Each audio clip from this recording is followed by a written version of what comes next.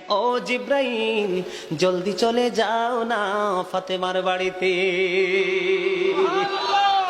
ও জিব্রাইল, জলদি চলে যাও না ফাতেমার বাড়িতে।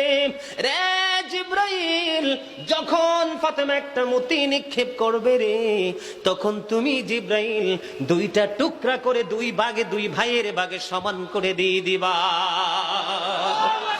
ও বন্ধু, এবার আল্লাহ রাব্বুল আলামিন অর্ডার করতে দেরি রে, জিব্রাইল বন্ধু চলে আসলো। খাতুনে জান্নাত ফাতেমা যখন বন্ধু মতি নিক্ষেপ করলো, মতি নিক্ষেপ করতে দেরি রে, সঙ্গে সঙ্গে মতিটা দুইটা টুকরা হয়ে দুই ভাইয়ের ভাগে সমান সমান চলে গেল। এবার খাতুনে জান্নাত ফাতেমা এবার ফয়সালা দিয়ে দিল, তোমরা দুই ভাই সমান সমান করেছো, তোমরা দুই ভাইয়ের লেখাই সমান সুন্দর। আরেকটু মহাব্বতে বলুন না সুবহানাল্লাহ, আর জোরে বলুন না বন্ধু সুবহানাল্লাহ। ও বন্ধু, আল্লাহ রাব্বুল আলামিন ইমাম হাসান হুসাইনকে এত বেশি বন্ধু ভালোবাসতেন, এত মহাব্বত করতেন।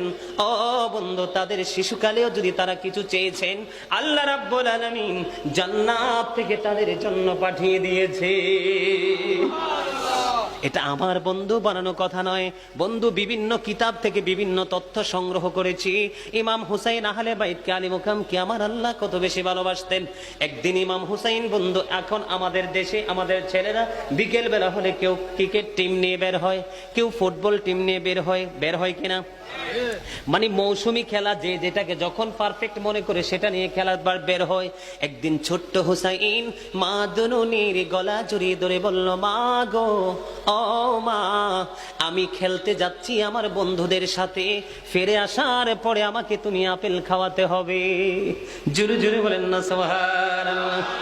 বন্ধু যখন বললেন, মা আমি খেলতে যাই, খেলা শেষ করে আসার পরে আমাকে আপেল খাওয়াতে হবে, মা ফাতেমা হুট করে সন্তানকে বলে দিলেন, বাবা যাও তুমি খেলতে যাও, খেলা শেষ করে আসো, আসার পরে আমি তোমাকে আপেল খাওয়াবো।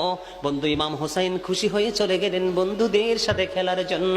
খেলতে খেলতে বন্ধু খেলার শেষ হয়ে গেল, এদিক দিয়ে মা খাতুনে জান্নাত ফাতেমা চিন্তা শুরু হয়ে গেল, ওগো মনি, আমি মা হয়ে সন্তানকে কি করেছি, আমি মা হয়ে সন্তানকে প্রতিশ্রুতি দিয়েছি আমি আপেল খাওয়াবো, কিন্তু কিতাব প্রমাণ করেছে তখন মদিনায় আপেলের কোনো সৃজন ছিল না।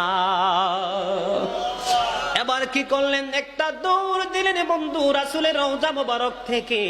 ও বন্ধু, রাসূলের রওজা মোবারকের একেবারেই কাছাকাছি মা ফাতেমার ঘর দেখে এসেছি। বন্ধু মা খাতুনে জান্নাত ফাতেমা